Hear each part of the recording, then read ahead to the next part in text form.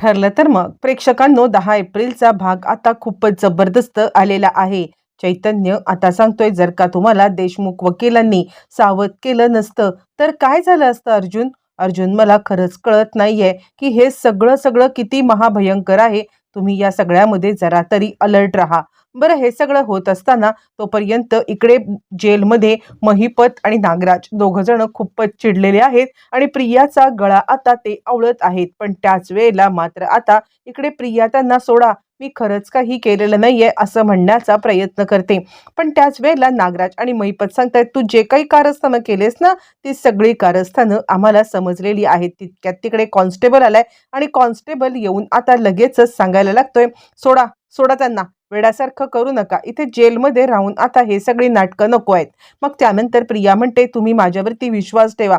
यावरती लगेचच आता इकडे त्याला सांगायला लागते महिपत की काय विश्वास ठेवायचा. आणि मग अर्जुन सायलींनी कशा पद्धतीने आम्हाला सगळं येऊन सांगितलं हे आता अर्जुन आणि इकडे लगेचच नागराज सांगतात. इकडे आता अर्जुन अर्जुन आणि सायली हे दोघं जण आम्हाला भेटायला आले होते आणि त्यांनी आम्हाला सांगितलं की देशमुखांनी आम्हाला सगळा प्लॅन सांगितलाय. प्रिया फक्त आम्हाला मारल्यानंतर तुम्हाला दोघांना तिकडेच अडकवणार आहे.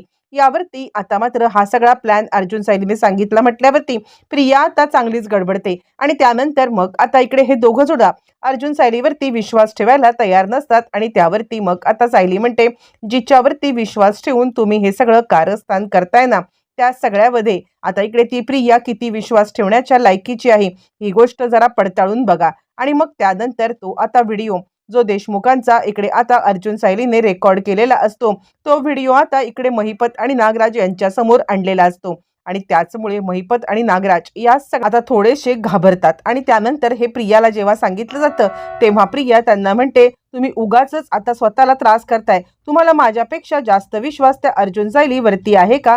लक्षात घ्या काही झालं तरी सुद्धा ते लोक आपल्याला म्हणजे आपल्याला सगळ्यांना एकमेकांशी भांडायला लावत आहेत. ही गोष्ट तुम्हाला का कळत नाहीये? आणि त्यावरती मग आता इकडे नागराज सांगायला लागतो तुला काय वाटतं आम्ही त्या अर्जुन आणि सायली यांच्यावरती विश्वास ठेवून हे सगळं केलंय का? अजिबात नाही. मुळातच या सगळ्यामध्ये आम्हाला आम्हाला हे सगळं सगळं आम्ही पडताळणी करून घेतली. आणि मग आता महिपत आणि नागराज काय केलं ते सांगतो आणि त्याच वेळेला लगेचच आता इकडे अर्जुनची स्टोरी चालू आहे. अर्जुन सांगतो की ज्या वेळेला आम्ही बाहेर पडलो त्यावेळेला आम्हाला मम्माचा कॉल आला होता आणि मम्माने आम्हाला विचारलं की काय झालं अर्जुन आणि सायली तुम्ही दवाखान्यात गेला होता तिकडे काय घडलं? तेव्हा अर्जुन आता सांगायला लागतो की काही नाही आम्ही तिथे गेलो तर होतो पण म्हणजे अजून हॉस्पिटलमध्ये जायचं बाकी आहे. आम्ही गेलो की तुला कॉल करतो असं फोन ठेवल्यावरती मग आता आम्ही आत गेलो. पण त्याच वेळेला प्रियाने फोन करून विमलला विचारलं की विमलताई सायली अर्जुन कुठे आहेत? विमलताईंनी आम्ही कुठे आहोत हे सांगितल्यावरती मग आता प्रिया आणि त्यानंतर प्रियाने आमचं एक्झॅक्ट लोकेशन त्या आता गुंडांना पाठवलं.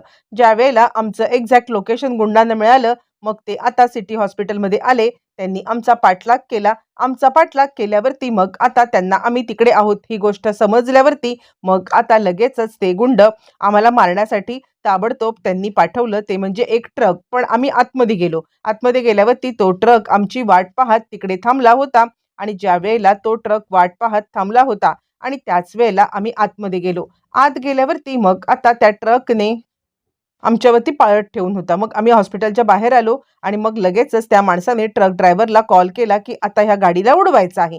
मग आम्ही गाडीमध्ये बसलो. गाडीमध्ये बसल्यावरती आता इकडे एक व्हॅन आली. व्हॅनमध्ये काही माणसं उतरत होती आणि ती व्हॅनमधून माणसं उतरत असताना मग आता ती व्हॅन त्या माणसाच्या जो आमच्यावरती लक्ष ठेवून आहे त्याच्या आड आली. तो बघतच होता पण त्याच वेळेला आम्ही हुशारी करून कारमधून खाली उतरलो.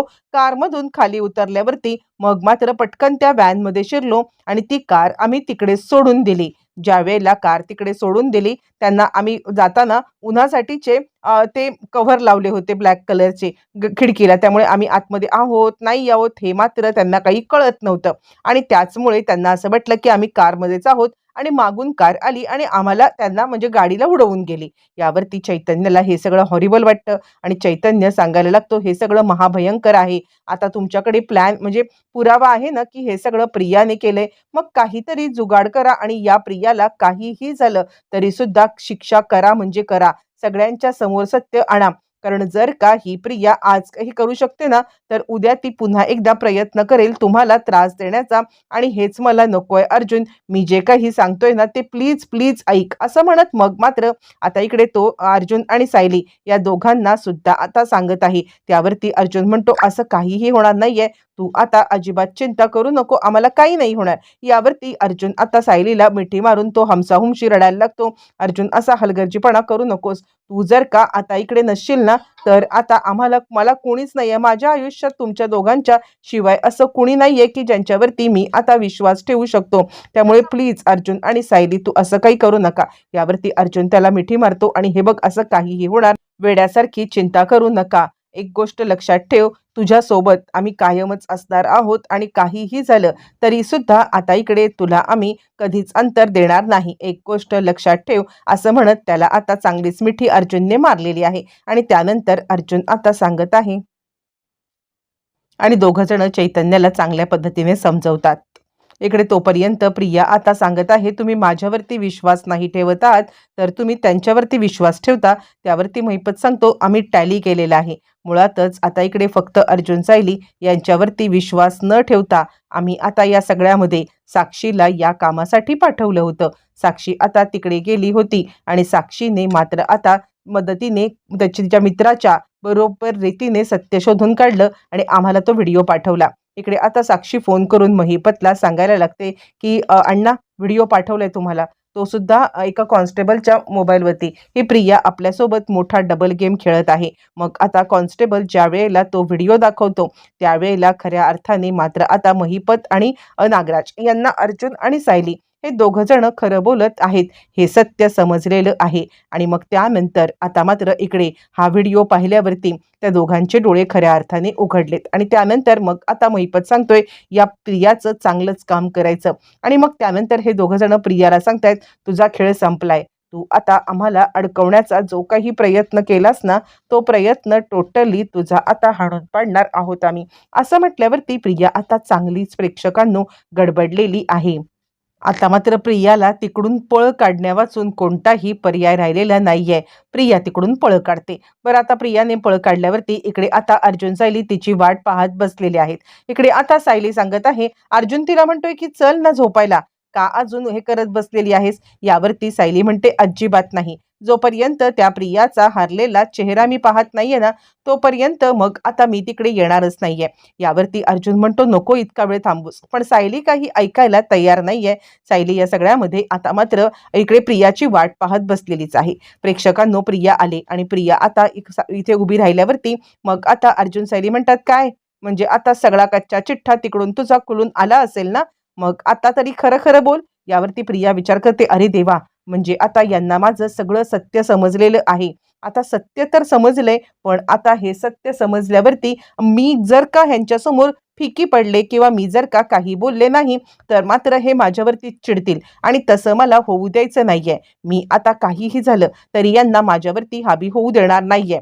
मुळातच या सगळ्यामध्ये काहीही झालं तरी सुद्धा मी आता माझा आवाज वाढवते." असं म्हणत प्रिया तिचा आवाज वाढवते आणि त्यानंतर मग आता लगेचच इकडे ती सांगायला लागते, "ठीक आहे, मीच केला तुमचा ॲक्सिडेंट, पण आता तुम्हाला या सगळ्यामध्ये काही तरी कोणीही वाचवू शकत नाहीये. तुम्हाला आता ब्रह्मदेव आला तरी सुद्धा वाचवू शकणार नाहीये. हा प्रयत्न फसला म्हणून झालं काय?" यावरती मग आता अर्जुन सायली सांगतायत, "तू कर प्रयत्न किती करायचे, पण तरी सुद्धा तुझ्या जाळ्यात तू अडकणार आहेस आणि यासाठी तुला कोण मदत करणार आहे? यासाठी तुला आता नागराज आणि महिपत मदत करणार आहेत का? ठीक आहे, आम्ही सुद्धा बघतो की तुला या सगळ्यामध्ये कोण मदत करतंय ते. कारण त्यांच्या समोर सुद्धा तुझा खरा चेहरा आलेला आहे ना. तुझा कच्चा चिठ्ठा त्यांच्या समोर खुललेला आहे आणि त्यामुळे आता तुझा कच्चा चिठ्ठा खुलल्यामुळे तुला आता कोणीच मदत करणार नाही ही गोष्ट आम्हाला चांगली समजली आणि तू सुद्धा प्रिया ही गोष्ट चांगली समजून घे." असं म्हटल्यावरती प्रिया आता सांगायला लागते, "हे बघा, मला आता तुमच्याशी काही बोलायचं नाहीये. काहीही झालं तरी सुद्धा मी या सगळ्यामध्ये अपघात घडवून आणलाय आणि एकदा काय दोनदा काय नेहमीच घडवून आणेन." त्यावरती सायली म्हणते, "पण तुला याच्यामध्ये कोण मदत करतंय ना, हेच आता आम्ही बघतो." इकडे तोपर्यंत नागराज आणि महिपत हे आता रात्रीच्या वेळेला फोन आलेला आहे साक्षीचा आणि साक्षी आता फोनवरती सगळं त्या दोघांना सांगते आहे कशी मदत सचिनने केली आणि त्यानंतर इकडे आता फोनवरती महिपत सचिनची खूपच तारीफ करत आहे. तो सचिनला सांगत आहे, "वा दीक्षित वा, तू तर आता खूपच मोठा झोलर निघालास रे. म्हणजे तू इतका मोठं काम करशील असं वाटलं नव्हतं. पण अगदी परफेक्ट माहिती काढून आणलीस आणि आता आमचं दिल खुश करून टाकलंस." यावरती मग आता तो म्हणतो, "अण्णा, अहो तुम्हाला माहीत सुद्धा नाहीये, की मी यापेक्षा अनेक काही कामं करू शकतो." यावरती मग आता लगेचच इकडेच आणि तो सांगतो, की "तुम्ही माझ्या वडिलांसारखे आहात. जे काही आहे ते तुम्ही मला सांगू शकता." यावरती लगेचच नागराज सांगतो, "ठीक आहे." महिपत म्हणायला लागतो, की "हे बघ एक काम कर. काही झालं तरी सुद्धा आमचं एक काम जर का तू केलंस ना, तर आता तू माझा बाप." यावरती तो म्हणतो, "अण्णा काय बोलताय?" तो पण किती नाटकी आहे प्रेक्षकांनो. तो आता सांगायला लागतोय, "अण्णा असं म्हणू नका. काही झालं तरी सुद्धा तुम्ही मला बापाच्या जागी आहात." यावरती तो म्हणतो, "नाही रे, तसं तर मी सगळ्यांचाच बाप आहे रे. पण काही झालं ना तरी सुद्धा जेलमध्ये अडकलोय ना, एकदा का जेलच्या बाहेर आलो ना वाघ, की बघ मग तुला पण खुश करून टाकेन." यावरती तो म्हणतो, "बोला ना अण्णा, काय काम करायचं आहे?" त्यावरती इकडे आता महिपत सांगायला लागतो, "काम तसं म्हणजे आम्हाला ह्या जेलच्या बाहेर काढ." यावरती दीक्षित सांगायला लागतो, की "हे बघा, मी तुमचं काम करायला तयार आहे.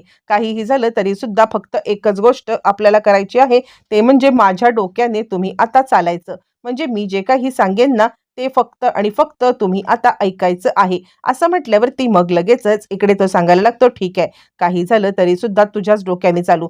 तू आम्हाला सांगत जा, आम्ही आता तुझं काम ऐकत जाऊ." असं म्हटल्यावरती मग आता लगेचच यांचं ठरतं, काहीही झालं तरी मग त्यानंतर ते इकडे आता महिपत सांगायला लागतो, "पण जरा सावध राहा, कारण काही झालं तरी तू सुभेदारांच्या घरात राहतोस." यावरती तो म्हणतो, "मी सुभेदारांच्या घरात राहून साक्षीवरती प्रेम अजून करणं माझं चालूच आहे ना. मग आता तुम्ही समजून जा की काय माझी पॉवर आहे. काही काळजी नका करू. आपण लवकरात लवकर आता भेटूया."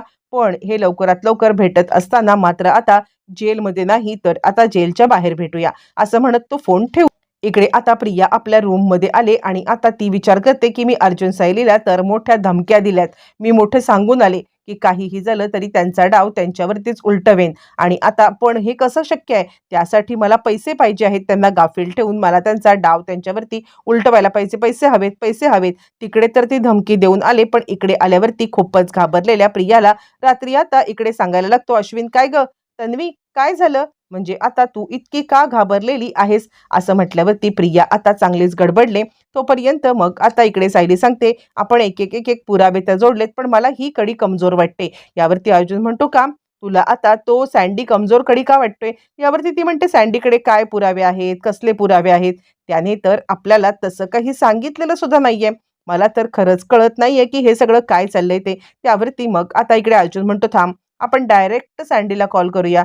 सँडीला कॉल केल्यावरती आता इकडे सँडी सांगायला लागतो, की हॅलो, मला प्रियाचं खूप मोठी गोष्ट कळालेली आहे. प्रियाच्या आधीच्या बॉयफ्रेंडबद्दल पण कळालेलं आहे." इकडे तोपर्यंत प्रिया आता त्या शोभाला शोधण्यासाठी एका माणसाला कामाला लावते. तो म्हणतो, "मॅडम तुम्ही पैसे पाठवा, मी शोभाचा पत्ता पाठवेन." यावरती प्रिया विचार करते, "पैसे कुठून आणू?" त्यावरती सायली सांगते, "जर का सुभेदार आणि किल्लेदार यांच्यापेक्षा पैसेवाला माणूस प्रियाच्या आयुष्यामध्ये आला, तर कदाचित प्रिया या सगळ्यामध्ये आता मात्र म्हणजे स्वतःहून या सगळ्यामध्ये प्रिया आता त्या जाळ्यात अडकेल. त्यासाठी अशी व्यक्ती निर्माण करायला पाहिजे." आता अशी व्यक्ती निर्माण करून प्रियाला त्या जाळ्यामध्ये अडकवण्याचं काम अर्जुन सायली कसं करणार पाहणं मात्र फारच रंजक ठरणार आहे.